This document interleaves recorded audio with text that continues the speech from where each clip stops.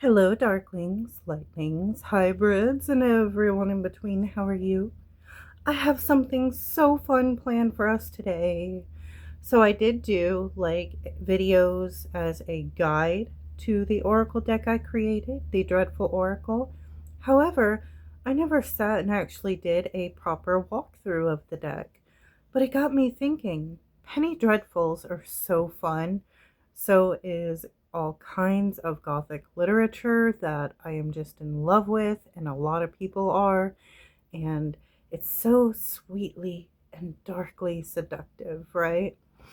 So I got the great idea to create a hashtag based off of Penny Dreadfuls and somewhat based off my deck. So it's like a tarot tag based off of an oracle deck. Anyway, the prompts are really cool and creative, and I hope you love it. I hope you enjoy it, and I hope you jump in. I cannot wait to see your videos. And if you do want a copy of my oracle deck, the link will be in the description. I also have a new one available, so I'll be doing a video on that soon.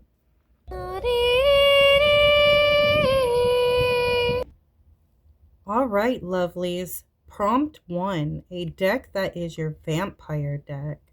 So this is a deck that sucks up most of your time. It's kind of your comfort deck, your go-to deck, and you can use it for any reason or purpose, and you can count on it. Number 2 is your werewolf deck. So your werewolf deck, your relationship with it kind of changes. Some days you have use for it, other days you really don't, but it is important to you to keep around for those times that it is useful. But it's not one that you'd really pick every reading or every day. Number 3 is your medium deck. So this is a deck that really helps you when you're trying to look beyond realms. Like if you're trying to communicate with fae, if you're trying to communicate with ancestors, if you're trying to communicate with extraterrestrials, this deck helps you do that.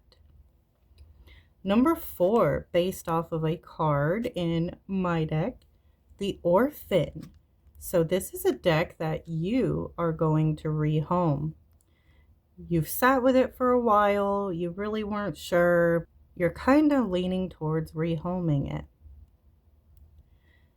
Number 5 is your Sweeny Todd deck.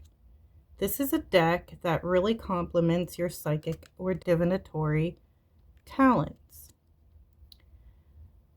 So Sweeny Todd, he was a pretty talented barber, but he was dark. Well, so is this deck. However, when you use maybe scrying when you're doing tarot, or you're really trying to look deep within something, this deck complements your seeing abilities. Number 6 is your Dorian Gray deck.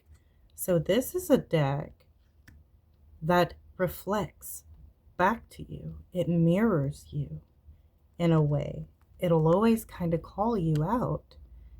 It will always be truthful with you. You can count on it for that.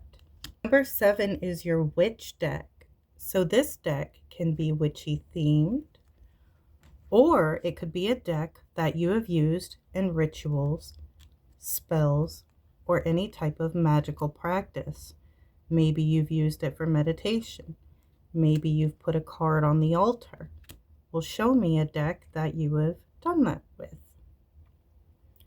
Number 8 is your Ripper deck. Now this is a deck that you like. You like the artwork.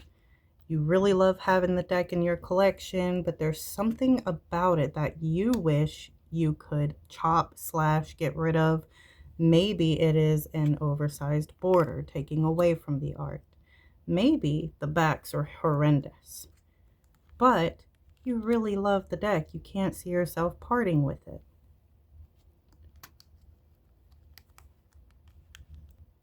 Number 9 is your Frankenstein deck. This is a deck that you have modified in one way or another. Maybe you did chop the borders. Maybe you put your own little gilding color on it. Maybe you actually created a deck. If so, show here, please. Do show. Next, for number 10. So, this is also based off of a card in this deck, but this is your Scorned Woman deck. This is a deck where it has very strong, fierce, feminine depictions. It could be a really badass goddess deck. It could be a Norse deck featuring Freya or a Valkyrie depiction in the art.